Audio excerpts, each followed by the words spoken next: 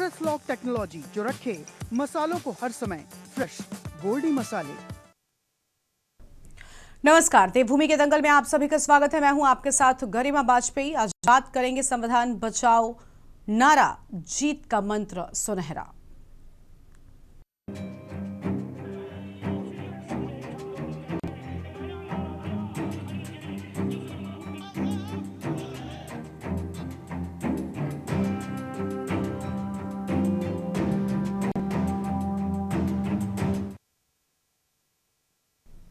उत्तराखंड में आगामी 2027 के विधानसभा चुनाव आने से पहले सभी राजनीतिक दल अपनी अपनी तैयारी में जुट गए हैं।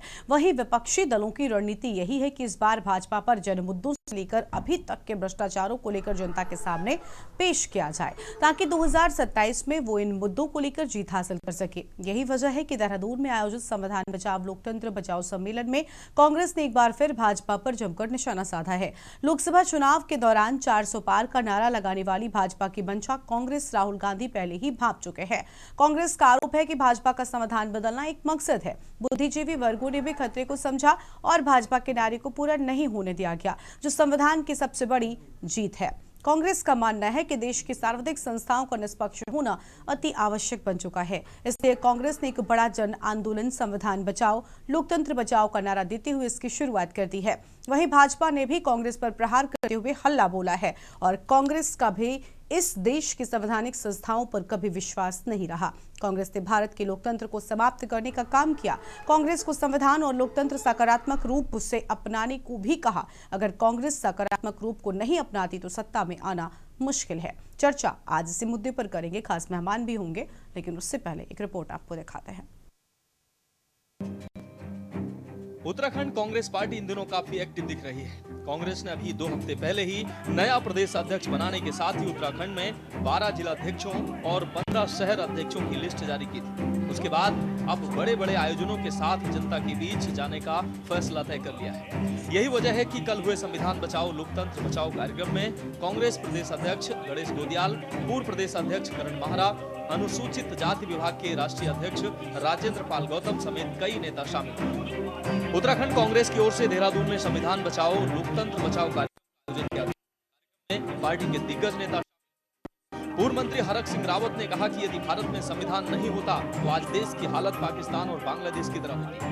संविधान को बचाने के लिए पार्टी के हर कार्यकर्ता को मजबूती से आगे आना होगा। कार्यक्रम में कांग्रेस प्रदेश अध्यक्ष गणेश गोदियाल, पूर्व प्रदेश अध्यक्ष करण माहरा, अनुसूचित जाति विभाग के राष्ट्रीय अध्यक्ष राजेंद्र पाल गौतम मौजूद हैं। साथ ही भाजपा ने भी कांग्रेस के कार्यक्रम को लेकर तंज किया है। आरोप पर तंज कसते हुए भाजपा प्रदेश महामंत्री कुंदन परिहार ने कहा कि कांग्रेस का इस देश की संवैधानिक संस्थाओं पर कभी विश्वास नहीं रहा। कांग्रेस ने भारत के लोकतंत्र को समाप्त करने का काम किया। आज संविधान बचाओ लोकतंत्र बचाओ इस मुद्दे पर हम लोगों ने यहाँ चर्चा रखी है उत्तराखंड के एससी डिपार्टमेंट की तरफ से।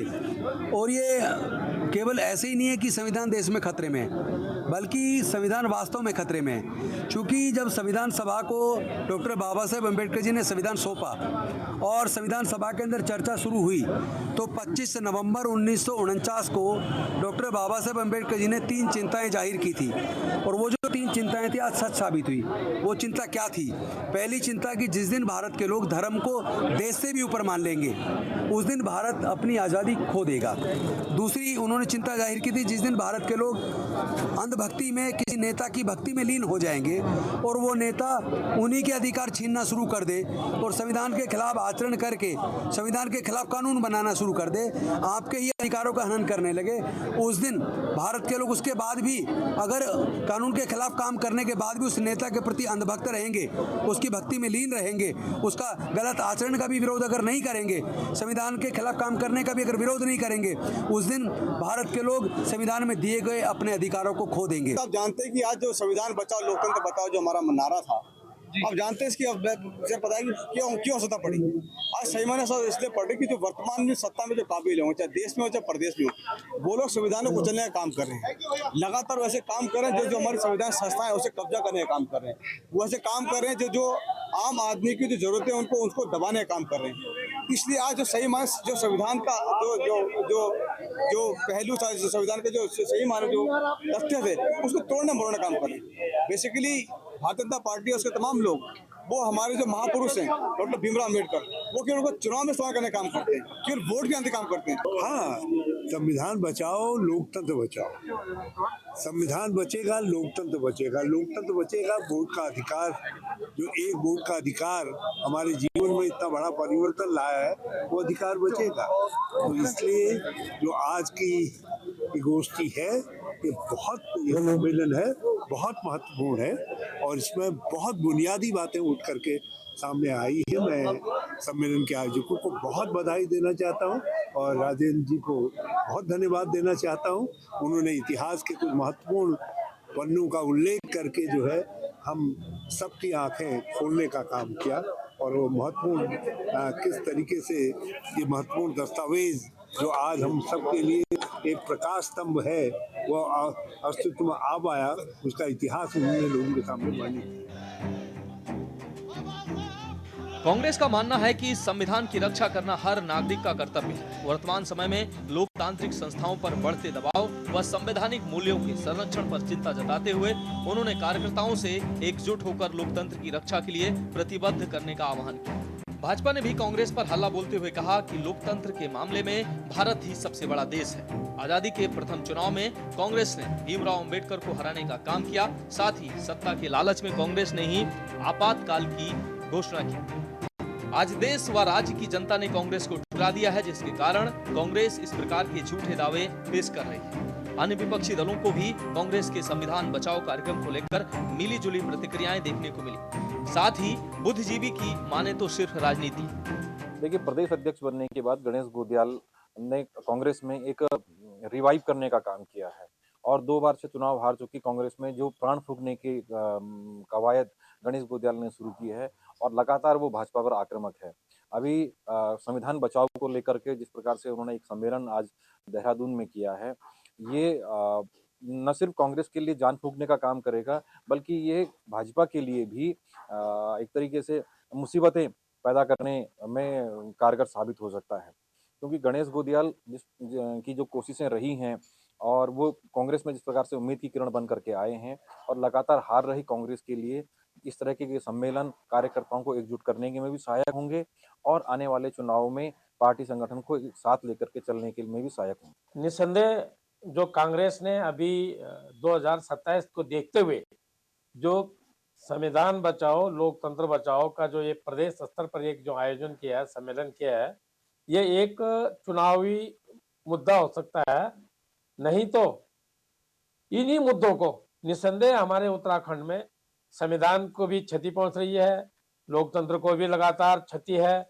यहाँ पर आए दिन जो भ्रष्टाचार फैल रहा है, आए दिन गुंडागिर्दी चल रही है, तो इसको एक दिन का प्रदेश स्तरीय कार्यक्रम न बना करके विपक्ष है, इनको सदन में और इनको सदन के बाहर इनको सरकार को घेरना चाहिए था। तब जाके कहीं जनता ये समझ सकती है कि ये कांग्रेस जो है ये अपना प्रदेश हित में काम कर रही है, अन्यथा ये एकमात्र। देखिए, जब संविधान कांग्रेस के हाथों में लहराता है तब तो मुझे लगता है कि वो सुरक्षित उनको नजर आता होगा। सड़क पर भी लहराने का काम करते हैं, संसद में भी लहराने का काम करते हैं, विधानसभाओं में भी लहराने का काम करते हैं, तो तब संविधान के सम्मान की उनको चिंता नहीं होती। 2014 से लेकर आज तक का जो राग कांग्रेस ने अलाप रखा है कि संविधान बचाओ लोकतंत्र बचाओ, समझ में ये नहीं आता कि वो किससे संविधान बचाना चाहते हैं और किससे लोकतंत्र बचाना चाहते हैं। पहली बार इतिहास में हुआ कि देश के प्रधानमंत्री जी ने बाबा भीमराव अंबेडकर जी के चलचित्र से लेकर के और हमारे संविधान को संसद में रखने का काम किया और कांग्रेस ने हमेशा उनका अपमान करने का काम किया, उनको षड्यंत्र के तहत हरवाने का काम किया। ये बाबा भीमराव अंबेडकर जी को कांग्रेस ने काम किया। और दूसरा, जो बाबा भीमराव अंबेडकर जी की जब अंत्येष्टि हुई तो 4 गज की जमीन भी कांग्रेस की उस समय तत्कालीन प्रधानमंत्री उनको नहीं दे पाई और जब अंत्येष्टि हो गई तो उनकी पत्नी से उनका वो बिल भी उन्होंने लेने का काम किया। तो ये काम है सिर्फ कांग्रेस का। अब तक प्रदेश में हो रहे राजनीतिक बदलाव को देखा जाए तो सभी पार्टियां 2027 विधानसभा के चुनाव को जीतने के लिए अपनी ताकत झोंक रही हैं। राजनीतिक विश्लेषकों का मानना है कि कांग्रेस लंबे समय से एक मजबूत मीडिया रणनीति की कमी महसूस कर रही थी। भाजपा के आक्रामक प्रचार के मुकाबले कांग्रेस की आवाज कई बार कमजोर पड़ जाती थी। यही वजह है कि आने वाले वर्षों में कांग्रेस के सामने बड़ा चुनौतीपूर्ण राजनीतिक परिदृश्य होगा, जिसके लिए पार्टी पहले से तैयारी कर रही है। पार्टी के भीतर ये बड़े कार्यक्रम नए नेताओं के उदय को भी प्रोत्साहित करेगा। चाहे अब इसमें संविधान बचाओ लोकतंत्र बचाओ सम्मेलन जैसे ही मुद्दे मददगार साबित हो। Uttarakhand desk report.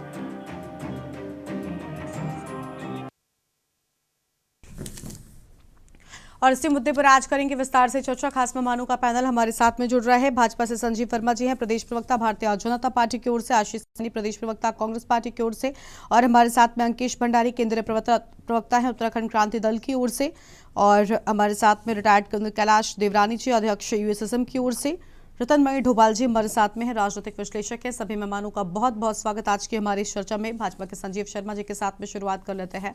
चुनाव से पहले कांग्रेस भाजपा के आमने सामने जंग जो है वो शुरू हो चुकी है, लेकिन संस्थाएं जिनका जिक्र इस पूरी चर्चा में हो रहा है ये थोड़ा शर्मनाक है। नहीं लगता कि चुनावी तैयारी कीजिए लेकिन उसमें जो सरकारी संस्थाएं हैं उनको इन्वॉल्व करने की जरूरत नहीं होती। अनम्यूट कीजिए संजीव जी।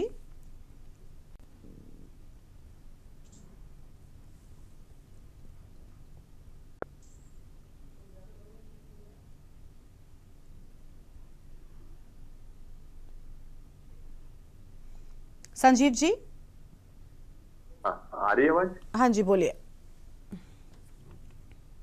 गरिमा जी देखिए, कांग्रेस पार्टी जो हमेशा से झूठ के बदौलत चुनाव मैदानों में उतरती है, जिनका अपने ही संविधान के ऊपर विश्वास नहीं, वो संविधान की बात करते हैं तो बड़ा एक हास्यास्पद सा लगता है।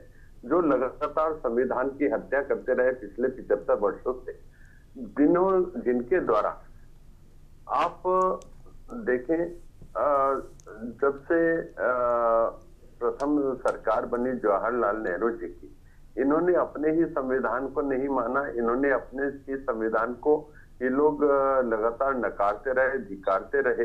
जहां 12 जिसको 12 वोट मिलते हैं उसको बाहर का रास्ता दिखाते हैं, जिसको 0 वोट मिलते हैं वो जवाहरलाल नेहरू जी के रूप में प्रधानमंत्री देश का बन जाता है, और उसके बाद देश का विखंडन करते हैं, देश के 2 टुकड़े कर देते हैं, जो कि इनका जिन्ना के साथ पैक्ट हुआ था कि एक प्रांत के प्रधानमंत्री आप बन जाए, एक का मैं बन जाऊंगा, देश जाए भाड़ में। जिन देश की इनको न कभी उस समय चिंता थी न देश की इनको आज चिंता है।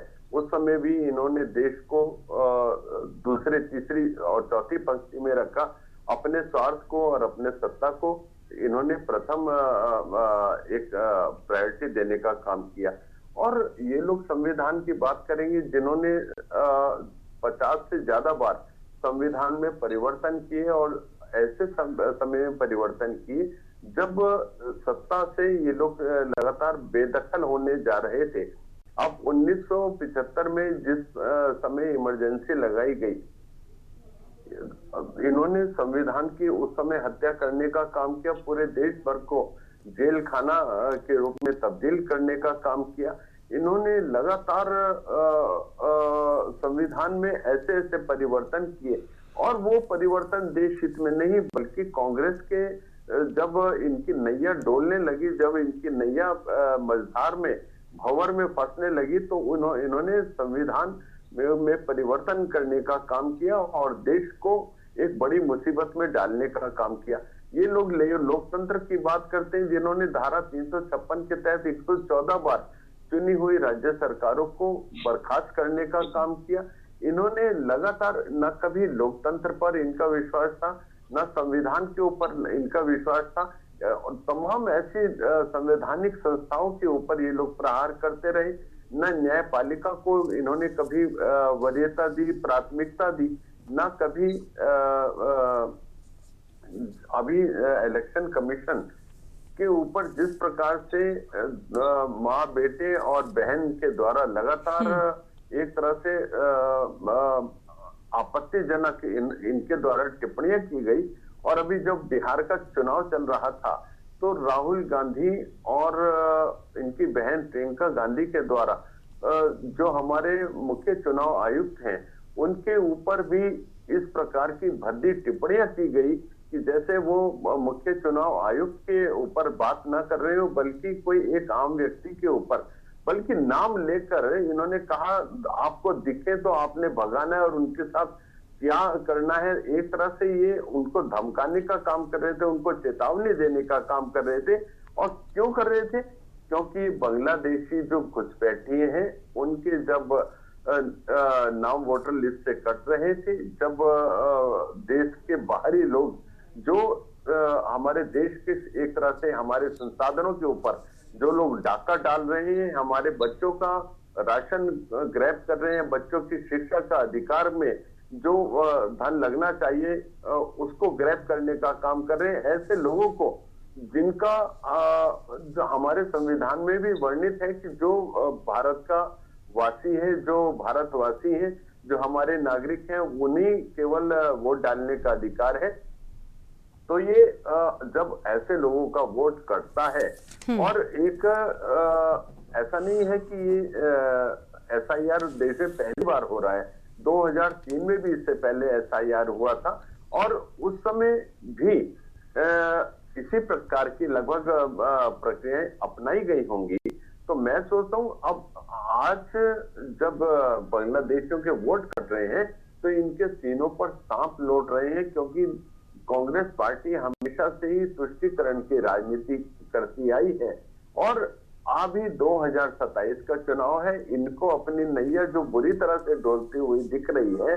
क्योंकि उत्तराखंड राज्य की यदि हम बात करते हैं तो लोकसभा में कांग्रेस पिछले 3 चुनावों से लगातार 0 से इनको काम चलाना पड़ रहा है। और विधानसभा की यदि बात करें तो विधानसभा में 2 टर्म से लगातार भारतीय जनता पार्टी सत्ता पे काबिज है, जनता का लगातार आशीर्वाद मिल रहा है। अभी निकाय के चुनाव हुए, 11 नगर निकाय के जो परिणाम आए उसमें 10 भारतीय जनता पार्टी को मिलते हैं और कांग्रेस को 0 से काम चलाना पड़ता है। और अभी पंचायत के चुनाव में तो इनका और भी ज्यादा बुरा हाल हुआ।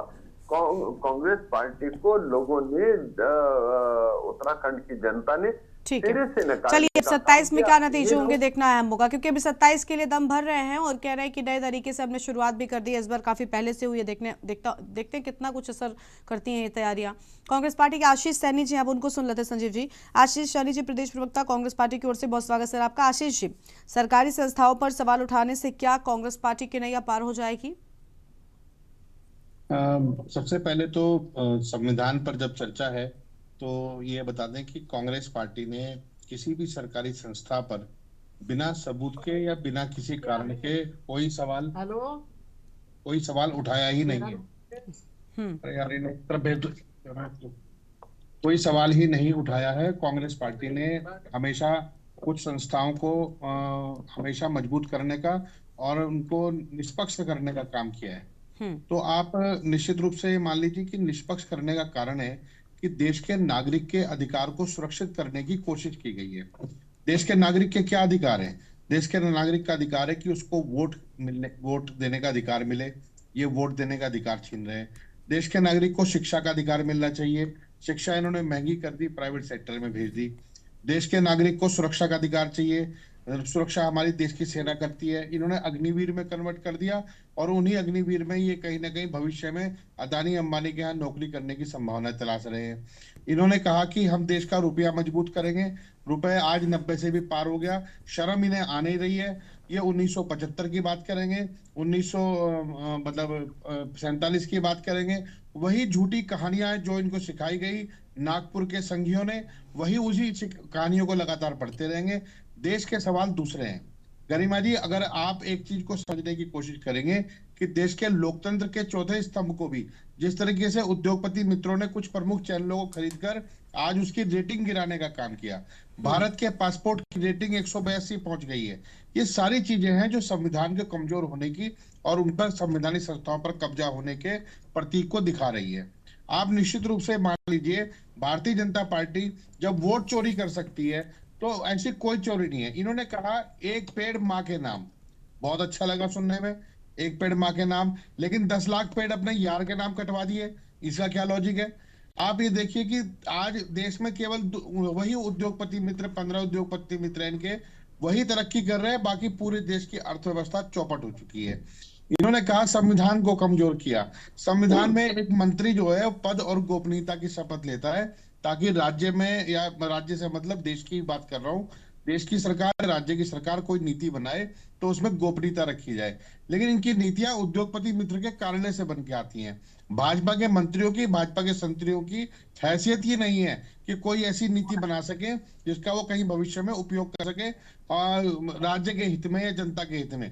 वो केवल उद्योगपतियों के हित में जा रही है। इसीलिए आज हमारा आरोप स्पष्ट है कि संविधान को चौपट कर दिया गया है। इस संविधान को स्थापित करने वाली कांग्रेस है, और आज उसी कांग्रेस पर ये केवल 2 लाइनों की बात बोलते हैं कि जी 75 में ऐसा हुआ। 75 में वो लोग देश की सेना को, पुलिस को ये कह रहे थे कि सरकार के खिलाफ बगावत कर दो। बगल में हमारा एक देश है पाकिस्तान, वहां का तख्ता 3 बार पलट हुआ है। ये तख्ता पलट की तैयारी कर रहे थे, तो ये विदेशी संस्थाओं से पैसे लेकर खाकर उनकी दलाली पर कूद रहे थे। आज भी मैं बड़ी जिम्मेदारी से कह रहा हूँ, भारतीय जनता पार्टी का एक एक नेता, प्रधानमंत्री का मुंह यदि अमेरिका की तरफ होगा तो डोनाल्ड ट्रंप जिंदाबाद बोलेंगे। उनका मुंह अगर चाइना के प्रधान राष्ट्रपति के साथ हो गया तो चाइना का राष्ट्रपति जिंदाबाद बोलेंगे। उन्हीं का मुंह अगर पुतिन की तरफ हो गया है तो पुतिन जिंदाबाद बोलेंगे। इनका ना अपना कोई जमीर है, ना इनकी कोई अकल है, ना। और दूसरी बात, अभी अफगानिस्तान के साथ समझौता करने की बात हुई। अफगानिस्तान समझौता करने गए, अदानी अंबानी को माइनिंग दिला लाए। भूटान गए, वहां ठेका दिलाए। दुनिया के जिस देश में गए, केवल अदानी अंबानी के हेलीकॉप्टर बैठकर उनको ठेका दिलवाने के लिए गए हैं। मुझे नहीं लगता कि ये प्रधानमंत्री है, ये भारतीय जनता पार्टी है, या कोई ठेकेदार या कंस्ट्रक्शन कंपनी है। आज पूरे भारत में देश के लोकतांत्रिक अधिकार, हम कह रहे हैं आप बेच दीजिए पूरा रेलवे को, बेच दीजिए पूरी जमीनें, सब कुछ दे दीजिए, लेकिन वोट देने का अधिकार, पढ़ने का अधिकार, आपका हेल्थ का अधिकार, आपका सूचना का अधिकार, आपका भोजन का अधिकार, ये सारे अधिकार सुरक्षित रखिए।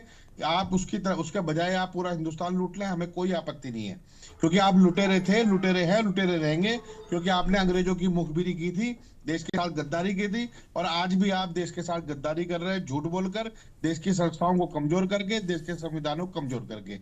ठीक है, चलिए लौटेंगे आपके पास में, और मेहमान भी हमारे साथ में लगातार बने हुए हैं, उनको जोड़ेंगे, लेकिन उससे पहले एक छोटे से ब्रेक के लिए यहाँ पर रुकते हैं, जल्द लौटेंगे।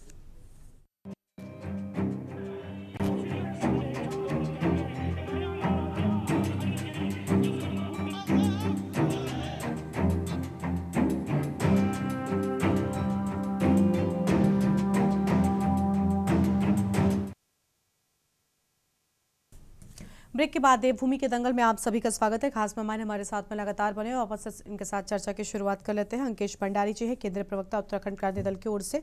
बहुत स्वागत सर आपका। अंकेश जी, सरकारी संस्थाओं पर कोई भी, अगर जैसा कि कांग्रेस पार्टी से आशीष सैनी जी ने कहा कि भाई हमने बिना किसी सबूत के कभी भी किसी पर कोई सवाल नहीं उठाए, तो सबूत है तो कोर्ट किसके लिए बंद हुआ है? क्यों नहीं गए कोर्ट? सिर्फ जनता के सामने आकर, मीडिया के सामने आकर आरोप लगा देने से क्या नहीं लगता कि सिर्फ इन संस्थाओं पर भरोसा कम होता है जनता का, इसके अलावा कुछ नहीं होता? निश्चित रूप से गरिमा जी, ये आज इस देश का दुर्भाग्य कहें, प्रदेश का दुर्भाग्य कहें, जब सत्ता में कांग्रेस होती है तो उसके द्वारा उस समय जो है विपक्ष में जब भारतीय जनता पार्टी होती है तो वो भी इसी तरीके के आरोप लगाती है कि जो है संवैधानिक संस्थाओं पे, और जो संस्थाएं हैं, उन विभिन्न संस्थाएं हैं देश में, उन तमाम संस्थाओं पे जो है इस प्रकार के क्वेश्चन उठाए जाते हैं, प्रश्न उठाए जाते हैं कि भाई संस्थाओं पे जो है एक अधिकार हो गया है, या सरकार जो है उनमें दखल दे रही है, या चाहे न्यायिक व्यवस्थाएं हो, इस प्रकार की तमाम जो व्यवस्थाएं हैं। और आज से उसी तरह से भारतीय जनता पार्टी के राज में कांग्रेस के द्वारा भी इसी तरह की, इससे हम एक तरीके से कह सकते हैं चुनाव का स्टंट भी हो सकता है, चुनाव के दौर, क्योंकि 27 में चुनाव भी आ रहा है, तो उसको लेकर के भी कहीं ना कहीं एक सुगबुगाहट सी जिस प्रकार से चलाई जा रही है लगातार। लेकिन आज इस दौर में यदि हम देखें, एक स्वायत्ता के हिसाब से देखें, तो निश्चित रूप से जो संवैधानिक संस्थाएं हैं, कहीं ना कहीं उस पर जो है एक हस्तक्षेप भी दिखता है। और आप देखिए, जैसे न्यायपालिका में ही देखिए आप किस तरह से जो है एक आज उन चीजों को लेकर के जो निर्णय होते हैं उनको किस तरह से अपने पक्ष में सरकार मोड़ती है, और उसके बाद जो जज उनके पक्ष में वो उनके पक्ष में कोई निर्णय देता है, तो उसके बाद उनके जो रिश्तेदार होते हैं, बेटे होते हैं, या उनके कोई भी होता है, उनको जो है किसी न किसी अच्छे पद में उनको नियुक्ति दी जाती है, या फिर हो सकती है रिटायरमेंट के बाद वो जज कहीं ना कहीं आपको लोकसभा या राज्यसभा इस प्रकार के, या फिर किसी जो लाभार्जित अन्य पद पर नियुक्ति आपको देखने को मिलती है। तो ये तमाम पहले भी कांग्रेस के काल में भी इस प्रकार से हुआ, और भारतीय जनता पार्टी के कार्यकाल में अब तो देखने को मिल ही रहा है क्योंकि कांग्रेस ने भी जो है कई बार जो है संविधान लागू होने के बाद जो है इसमें कई बार जो है परिवर्तन किए हैं। और उसके बाद 25 वर्ष जब संविधान बना, 25 वर्ष के बाद आपने घोषित आपातकाल लगा दिया इस देश में। तो इस प्रकार से समय समय पर जो है कांग्रेस और भारतीय जनता पार्टी दोनों ने ही जो है संवैधानिक संस्थाओं पर अपने अपने अनुसार और अपने हित के अनुरूप कि ताकि उन्हें लाभ मिले, उस प्रकार से उन्होंने जो है दोनों ही पार्टियों ने जो है संवैधानिक संस्थाओं पर हर बार हस्तक्षेप करने का काम किया है। और मुझे लगता है कि जहाँ तक कांग्रेस यदि संविधान बचाने यात्रा की बात कर रही है, तो मुझे लगता है पहले कांग्रेस पार्टी को जो है स्वयं के गिरेबान में देखने की आवश्यकता है। और जहाँ तक बात है भारतीय जनता पार्टी की, तो भारतीय जनता पार्टी जो है उसी ढर्रे पर चलने का प्रयास कर रही है जिस पर कांग्रेस चला किया करती थी। आज भारतीय जनता पार्टी को देखिए ना आप किस स्तर से किस तरह से वो काम कर रही है। राइट टू एजुकेशन आपने खत्म कर दिया। राइट RTI जो राइट इंफॉर्मेशन एक्ट था, उसमें जो है आप जो है पूरी जानकारी देने के लिए आपने उसमें प्रधानमंत्री जी उनको जो बाहर कर दिया इस प्रकार से ताकि उनके खिलाफ किसी प्रकार से कोई जांच ना करे या कोई जानकारी ना हासिल प्राप्त कर पाए। तो इस प्रकार से जो राइट टू हेल्थ है जो जिसकी हम बात करते हैं, उनमें आप देखिए ना क्या दुर्दशा चल रही है। तो ये तमाम जो संस्थाएं हैं हमारी, चाहे वो CBI हो, ED हो, आज उनकी किस तरीके से जो है जो सत्ता में बैठे लोग हैं भारतीय जनता पार्टी के, वो किस प्रकार से विपक्ष के खिलाफ उनका इस्तेमाल कर रहे हैं, ये सबके सामने जग जाहिर है। और आप आज देखिए, यहाँ तक कि मैं इवन मीडिया की बात करूं तो मीडिया भी जो है लगभग जो है आज गोदी मीडिया का नाम दे दिया गया है। तो इस प्रकार से जो तमाम जिसे लोकतंत्र का चौथा स्तंभ कहा जाता है, जो स्वायत्त और एक ऐसी संस्था है जो जनता के सामने तथ्यात्मक रूप से अपनी बात रखने का काम करती है और जनता को सच का आईना दिखाने का काम करती है, सरकार को सच का आईना दिखाने का काम करती है कि वास्तविक रूप से क्या हो रहा है। लेकिन आज वो लेकिन इसका एक नजरिया ये भी तो हो सकता है ना कि विपक्ष भ्रम बनाने की कोशिश कर रहा हो, क्योंकि अगर मैंने पहले भी कहा कि अगर संस्थाओं पर सवाल आप उठाएंगे तो आम जनता का भरोसा फिर किस पर रह जाएगा। आपने चुनाव आयुक्त को भी कटघरे में खड़ा कर दिया, आपने चुनाव आयोग को कटघरे में खड़ा कर दिया, आप संविधान को खतरे में बता देते हैं। गरिमा जी, आप देखिए निश्चित रूप से आज जो इलेक्शन कमीशन है, आप देखिए ना किस प्रकार से जो है सत्तारूढ़ दल का एक मीडिया जिस प्रकार से प्रवक्ता के रूप में वो काम कर रहे हैं, तो ये तो वास्तविक रूप से प्रश्न चिन्ह तो खड़े होंगे ही, क्यों नहीं होंगे। जहाँ पे उन्हें जवाब देना था वहाँ पे बीजेपी के लोग आकर के यदि उनका पक्ष रखेंगे इलेक्शन कमीशन का, तो निश्चित रूप से सवाल उठने भी लाजमी है, सवाल उठने भी चाहिए, क्यों नहीं। क्या यदि आप पे कोई प्रश्न चिन्ह उठा रहा है तो आप जवाब आके दीजिए ना, मीडिया में आपके पास तो सारी चीजें हैं, व्यवस्थाएं हैं, आप खुलकर जवाब क्यों नहीं देते हैं। लेकिन जब आप पर जो है यदि इलेक्शन कमीशन पर प्रश्न उठते हैं तो वहां पर जो है भारतीय जनता पार्टी बिल लाने शुरू हो जाती है। आप देखिए किस प्रकार से आज पूरे देश में जो है वोट चोरी की बात हो रही है, क्या ये बात सही नहीं है। ये समझना पड़ेगा इस चीज को लेकर के, क्योंकि जो सरकार एक आंकड़ा आप बिहार में देखिए ना, लगातार जो भारतीय अभी जो चुनाव हुआ उसमें आप देखिए 1,22,000 उसके बाद 480 488,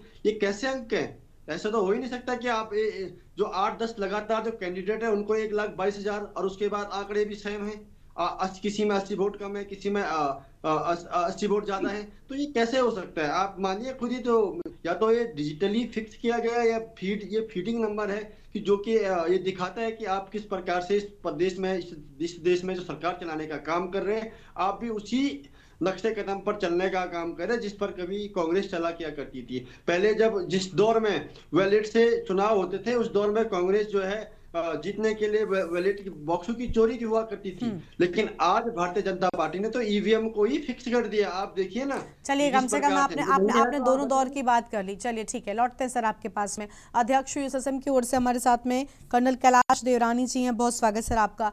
कैलाश जी, क्या कहना चाहेंगे। अभी अंकेश जी आखिर में कांग्रेस पार्टी का भी जिक्र कर गए कि किस तरीके से पहले चीजें हुआ करती थी, लेकिन बड़ी बात है कि 70 सालों तक क्या आप ये सारी चीज़ें जानते नहीं थे।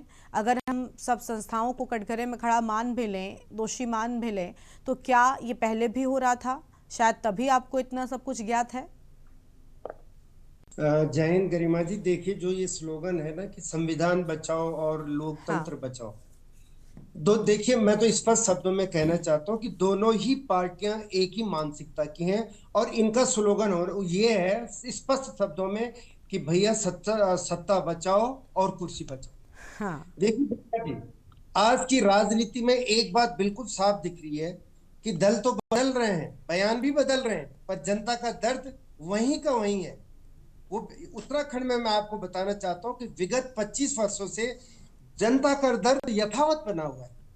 उत्तराखंड में 2027 का रण शुरू हो चुका है और भारतीय जनता पार्टी और कांग्रेस दोनों की रणनीति एक ही है, स्लोगन लाउडर और action weaker.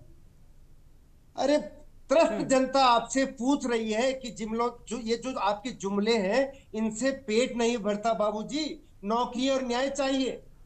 Uttarakhand Bharatiya Janata party का 10 साल का जो शासन है, इतिहास गवाह है कि देवभूमि पेपर लीक का हेडक्वार्टर्स बन गई है। भारतीय जनता पार्टी सरकार में भर्ती परीक्षाएं ऐसे लीक हुई जैसे छलनी में पानी। उत्तराखंड 888 घोटाला, पटवारी, निरीक्षक, फॉरेस्ट गार्ड पेपर लीक। अरे माफिया, अधिकारी, नेता सबकी मिली भगत पौ 12 हो रही है और उत्तराखंड बीजेपी सरकार कहती है जीरो टॉलरेंस। जनता कहती है मुख्यमंत्री जी जीरो टॉलरेंस या जीरो अकाउंटेबिलिटी। किस बड़े नेता को जेल भेजा है अभी तक आपने? किस माफिया की संपत्ति कुर्क की है इस सरकार ने? किस आयोग को पारदर्शी बनाया अभी तक इस सरकार ने? Answer is nobody, nowhere, no reform. भ्रष्टाचार चरम सीमा पर, यहां हर विभाग में घपला ऐसा लगता है जैसे अंधेर नगरी और चौपट राजा। मैं एक उदाहरण रखना चाहता हूं आपके सामने। NH-74 स्कैम, 300 करोड़ का खेल, सहकारिता, शिक्षा, जल संस्थान, हर जगह कमीशन, ट्रांसफर, पोस्टिंग का रेड कार्ड सबको पता है। भारतीय जनता पार्टी ने भ्रष्टाचार को खत्म नहीं किया, उसमें खुद इतनी डूब गई है कि जनता इससे त्रस्त हो चुकी है। इन्होंने लोकतांत्रिक संस्थाओं पर भी एक तरफा पकड़ बना रखी है, चाहे वो CBI, ED, IT, इधर साइलेंट और सिलेक्टिवली वायलेंट। ये है इनका काम करने का तरीका। एक आम नागरिक होने के नाते मैं आपसे पूछना चाहता हूं कि in democracy why are agencies busy targeting only opposition leaders? Bhajpa के पास इसका जवाब नहीं है। जो बीजेपी में आता है वो दूध कतुला हो जाता है, और जो बीजेपी से अगर सवाल करें तो सवाल को गोलमोल घुमाकर टाल देने की राजनीति करती है। अरे डेवलपमेंट एक स्लोगन बनकर रह गया है, ग्राउंड रियलिटी जो है भारतीय जनता पार्टी को देखनी चाहिए, वो बिल्कुल उलट है। डबल इंजन सरकार कहती है दोगुनी गति से विकास हुआ है, लेकिन पहाड़ का त्रस्त इंसान नागरिक कहता है खोदा पहाड़ निकली क्या बेरोजगारी। हजारों घोस्ट विलेज, बेरोजगारी नेशनल एवरेज से ज्यादा है। अस्पतालों में डॉक्टर नहीं है, स्कूलों में शिक्षक गायब है, उद्योगों में निवेश गायब है, और भारतीय जनता पार्टी का मॉडल विज्ञापनों में चलता है, जमीन पर बिल्कुल भी नहीं है। वहीं मैं कांग्रेस का इतिहास भी याद दिलाना चाहता हूं गरिमा जी। कांग्रेस लोकतंत्र के गले में फंदा बनी हुई है।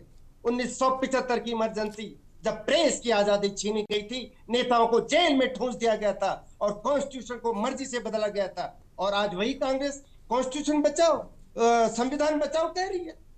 ये तो वही बात हो गई, चोर मचाए शोर।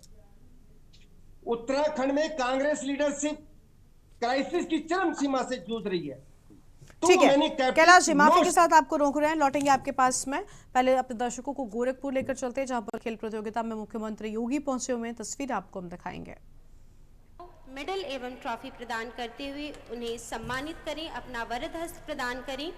इस हेतु सर्वप्रथम हम आमंत्रित करेंगे 69वीं राष्ट्रीय विद्यालयी कुश्ती ग्रीको रोमन प्रतियोगिता के अंतर्गत 17 वर्ष में मेडल प्राप्त करने के लिए तृतीय स्थान प्राप्त किया है।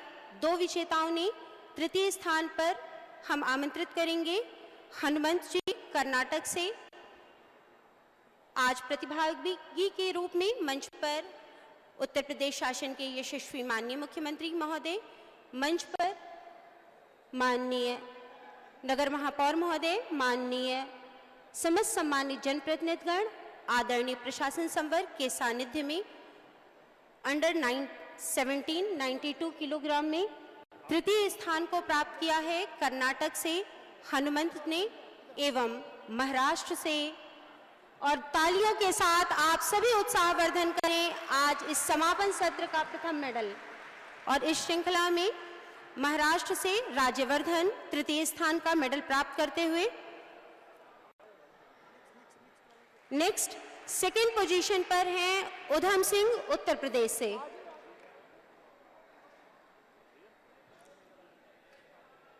और प्रथम स्थान पर प्रांशुत सीबीएसई। प्रांशुत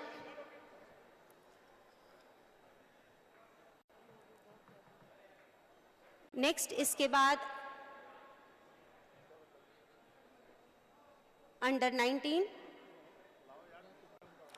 19 में बॉबी दिल्ली से। तृतीय स्थान पर हरियाणा मानवीर। परगट पंजाब से शिवम यादव यूपी से। तत्पश्चात हम आमंत्रित करेंगे चैंपियंस ट्रॉफी की सूची में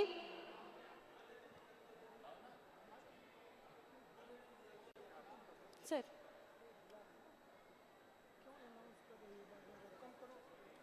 चैंपियंस ट्रॉफी के लिए आमंत्रित करेंगे। चैंपियंस ट्रॉफी की सूची में आमंत्रित करेंगे अंडर 17 के लिए ट्रॉफी प्राप्त करने के लिए overall champion Shri Amarpal HOD,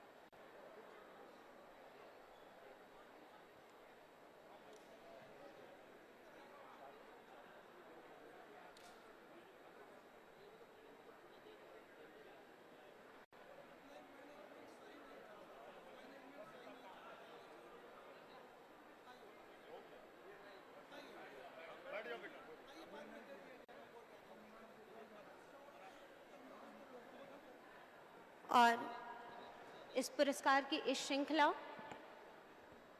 में मंच पर विराजमान स्वावलंबन के द्योतक, सदाशयता के अग्रदूत, नई सोच नई संकल्पों की अनवरत श्रृंखला के प्रणेता, सुख समृद्धि हो आगत क्षण में, यश कीर्त में हो वर्धन, विनती स्वीकार करें गुरुवर, आदर पूर्वक है वंदन। सदा बना रहे आशीष आपका, स्वागत है अभिनंदन।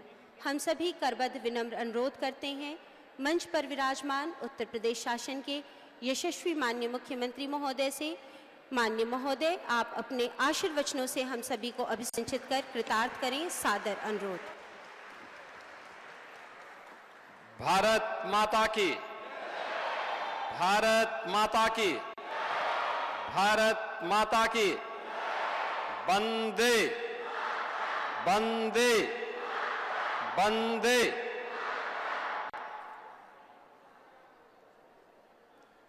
उनहत्तरवीं राष्ट्रीय विद्यालय कुश्ती ग्रीको रोमन प्रतियोगिता के इस फाइनल मुकाबले में आज के इस समारोह में उपस्थित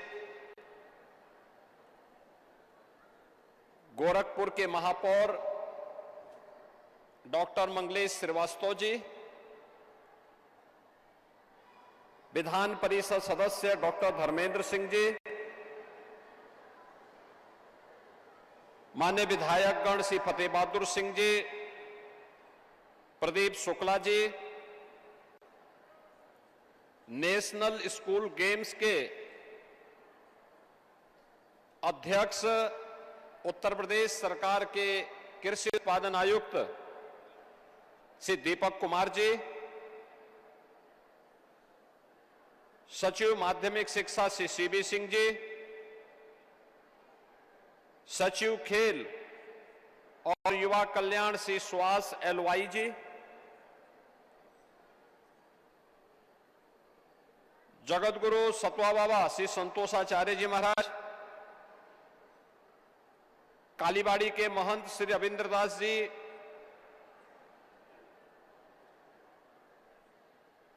और नेशनल स्कूल गेम्स के विद्यालयी कुश्ती प्रतियोगिता के आज के इस कार्यक्रम में उपस्थित सभी प्रतिभागीगण, टीम मैनेजर, कोचेज और अन्य उपस्थित महानुभाव और प्यारे बच्चों, ये मेरे लिए बहुत आनंद का क्षण है कि आज मुझे गोरखपुर में school games federation of India के तत्वाधान में 69वें राष्ट्रीय विद्यालयी कुश्ती ग्रीको रोमन प्रतियोगिता के अंडर 17 एवं अंडर 19 आयु वर्ग के इस आयोजन के फाइनल मुकाबले में भारत की ऊर्जा के प्रतीक इन युवा प्रतिभाओं के खेल और ग्रीको रोमन कुश्ती प्रतियोगिता को, इस रोमांचक मुकाबले को यहां पर देखने का अवसर प्राप्त हुआ है।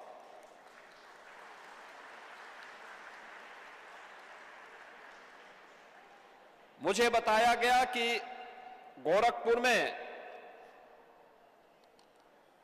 इस प्रतियोगिता में जो 30 नवंबर से प्रारंभ हुई थी, इसमें विभिन्न प्रदेशों की 23 टीमों के कुल 393 खिलाड़ियों ने, 81 कोच और मैनेजर्स ने इसमें भाग लिया और इसमें उत्तर प्रदेश के भी 19 खिलाड़ियों ने प्रतिभाग किया। आज उन सभी खिलाड़ियों को यहां पर जिन्होंने प्रतिभाग करने के उपरांत मेडल प्राप्त किए हैं, उन्हें सम्मानित किया जा रहा है। इसके तहत पदक, स्वर्ण पदक प्राप्त विजेता को 75,000 रुपये, रजत पदक विजेता को 50,000 रुपये और कांस्य पदक विजेता को 30,000 रुपये की यह राशि आज प्रदान की जा रही है। मैं सबसे पहले विजेता खिलाड़ियों के प्रति हृदय से बधाई देता हूं। उप विजेता टीम को और उनके खिलाड़ियों को अभिनंदन करता हूं। उनके प्रति हमारी संवेदना है, लेकिन खेल का बेहतरीन प्रदर्शन उन्होंने किया है। वे अपनी इस खेल प्रतियोगिता के माध्यम से हार न माने, बल्कि उन कमियों को सुधारने की दिशा में एक नई सीख उन्हें प्राप्त हुई है, जो उनसे इससे भी बड़ी विजय की ओर उन्हें अग्रसर करेगी।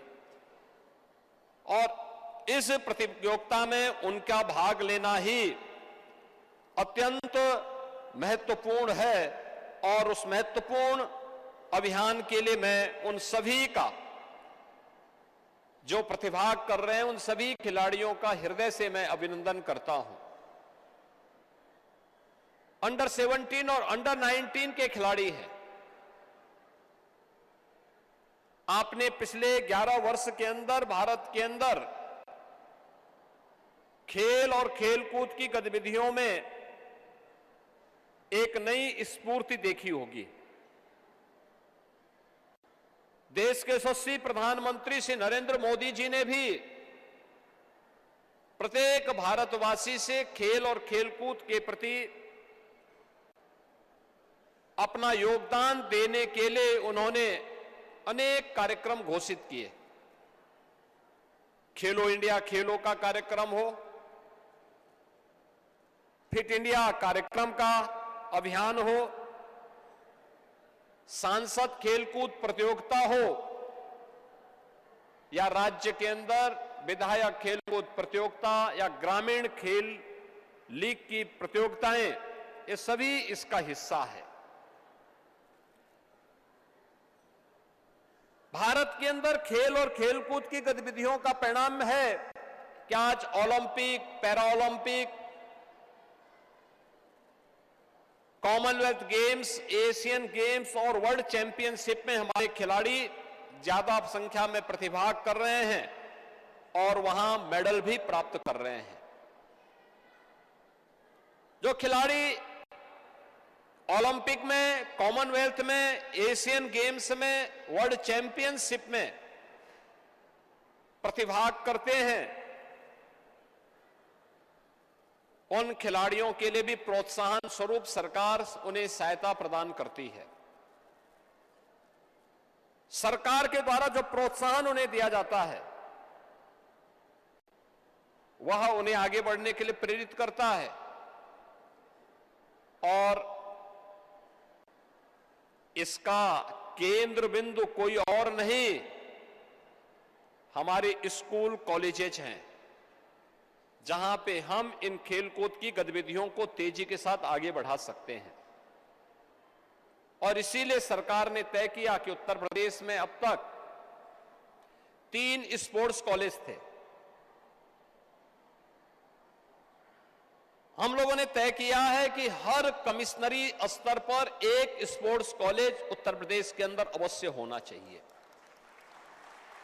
जैसे उत्तर प्रदेश के अंदर हर एक रीजन को हम खेल के बारे में अलग अलग खेल को सौंप सकेंगे और उस खेल को वहां पर अच्छे ढंग से वर्ल्ड क्लास प्रैक्टिस करने की सुविधा, कोचेज की व्यवस्था, टीम मैनेजर के रूप में बेहतर प्रशिक्षण की व्यवस्था वहां दे सकें और उस प्रकार का इंफ्रास्ट्रक्चर वहां पर दे सकें।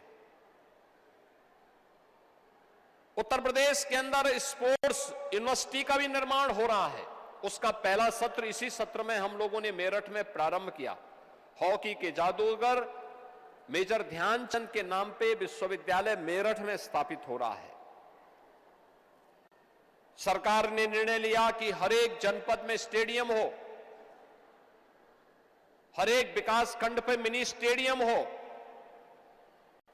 हर गवर्नमेंट कॉलेज में हम मिनी स्टेडियम का निर्माण कर रहे हैं। आज इसी का परिणाम है कि 18 जनपदों के राजकीय इंटर कॉलेजेज में मिनी स्टेडियम का निर्माण कराया जा रहा है। गोरखपुर से अहम जानकारी उनकी ओर से दी गई है।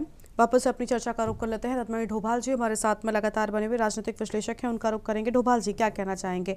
लगभग सभी दलों की ओर से कोई सत्ता पक्ष तो कोई विपक्ष को कटघरे में खड़ा कर रहा है, लेकिन आपत्ति वहां पर नहीं होती।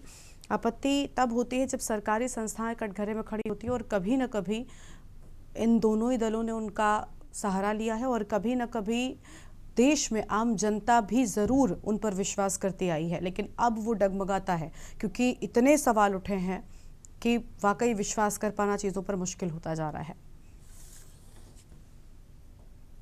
देखिए गरिमा, जहाँ तक संविधान को कुचलने की बात है वो सही है कि वो कांग्रेस उससे अछूती नहीं है। उसने वो अपराध किया है और उसकी सजा वो अब तक भुगत रही है। पहले भी भुगता है, अब भी भुगता है, लेकिन उसमें और अब में बहुत फर्क है। तब घोषित आपातकाल लगाया गया था, बताया गया था सबको कि इमरजेंसी और आपको क्या करना है क्या नहीं करना है, वो अधिकार से उन्होंने कहा। अभी जो कुछ हो रहा है वो संविधान के नाम पर हो रहा है, उसका गला घोटा जा रहा है और आपको बताया भी नहीं जा रहा है। अब छोटी सी बात मैं बताऊं, अभी हम लोग यही चर्चा कर रहे हैं कि ये ऐप आ गया है, संचार ऐप, साथी बना दिया है, हमारे घर में आप घुस गए हैं। लेकिन वो मैंडेटरी नहीं है ढोभाल साहब, वो मैंडेटरी नहीं है। आप चाहें तो उसे अपने फोन से अनइंस्टॉल भी कर सकते हैं। नहीं, ये आदेश में नहीं है मैडम, ये संचार मंत्री ने कहा है। जब बवाल हो गया तो उन्होंने कहा नहीं ये जरूरी नहीं है, लेकिन आप प्रैक्टिस कर रहे हैं ना वो, उसके बाद आपको ये जवाब देना पड़ा। मैं ये कह रहा हूं कि हर काम में आप संविधान की धज्जियां उड़ाते जा रहे हैं, किसी भी काम में, और कोई जवाबदेही नहीं है उसकी। कितना संकट, और ये कारण ये ऐसा नहीं है कि ऐसे ही कर रहे हैं। ये देश की अर्थव्यवस्था का संकट है और उस अर्थव्यवस्था के संकट में जब सरकार निशाने पर हो तब सरकार अपने सत्ता को, कुर्सी को सुरक्षित रखने के लिए संविधान में जो नागरिकों को जो अधिकार हैं उन अधिकारों को कुचलने का काम करती है। यही आपातकाल में भी हुआ, क्योंकि उस समय भी बड़ा असंतोष उभर रहा है। आज ही आप कह रहे हैं कि रुपया 90 का से भी और चला गया अर्थव्यवस्था का। एक तरफ आप कह रहे हैं कि हम कहाँ पहुंच गए, 8 से भी ऊपर आप जीडीपी को बता रहे हैं और रुपया कहाँ जा रहा है। ये अर्थव्यवस्था का संकट है और इस संकट का सारा बोझ जो है वो जनता पर डाला जा रहा है और वो तभी हो सकता है कि जब सत्ता निरंकुश हो। अगर सत्ता निरंकुश नहीं होगी तो जनता जवाब देगी। अब कैसे आप ला रहे हैं? आपने देखा उससे पहले हम किसान आंदोलन में आपने 700 किसानों को मरवा दिया, उसके बाद पीछे आपको हटना पड़ा।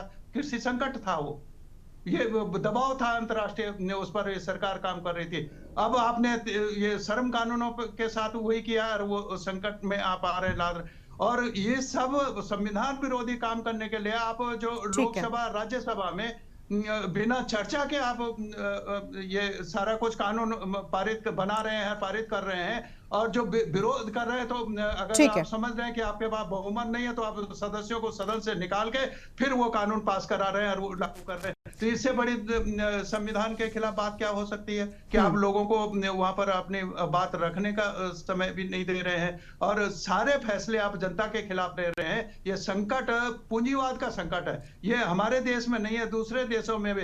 और इन्होंने जिनसे पैसे ले रहे, जिनसे लेके पैसे बांट रहे हैं और वोट खरीद रहे हैं, उस मशीन को उनका पैसा सुरक्षित रहे, उनका मुनाफा सुरक्षित रखने के लिए जनता की गर्दन दबा रहे हैं और गर्दन दबाने के लिए कानूनों में संशोधन कर रहे हैं। ठीक है। आप आवाज फैक्ट्री में यूनियन नहीं बना सकते, आप मजदूर न्यूनतम वेतन की मांग ठीक है, लेकिन देखिए अगर कोई भी ये कर रहा है तो मुझे लगता है जनता को इन बातों को समझना चाहिए और जनता को सही समय पर चुनाव के वक्त में कम से कम ऐसी चीजों को ध्यान में रखकर अपने मत देने के वक्त इन चीजों को समझना चाहिए और उस लिहाज से ही मत देना चाहिए। क्योंकि अगर आरोप लग रहे हैं, कांग्रेस पार्टी की ओर से मुद्दे उठाए जा रहे हैं, तो जनता से बड़ा हथियार मुझे लगता है लोकतंत्र में कुछ भी नहीं है और वो ही फैसला कर सकती है। तो उम्मीद है कि आने वाले वक्त में ऐसे सरकारी संस्थाओं को कटघरे में खड़ा करने का काम नहीं किया जाएगा और स्वच्छंद और निष्पक्ष होकर संस्थाएं देश हित और जनहित में काम करेंगी। शुक्रिया आप दोनों का हमारे साथ जुड़ने के लिए। बाकी सभी मेहमानों का भी बहुत शुक्रिया। वक्त की कमी है, चर्चा को रोकना पड़ रहा है। 2027 के चुनाव के लिए तैयारियां काफी तेजी के साथ में शुरू हो चुकी हैं, लेकिन एक तरफ तैयारियां हैं, दूसरी ओर सरकारी संस्थाओं को कटघरे में खड़ा किया जाना अभी भी जारी है, जिसको लेकर कई सारे सवाल उठ रहे हैं। देवभूमि के दंगल में इतना ही। देखते रहिए के न्यूज़ इंडिया। नमस्कार।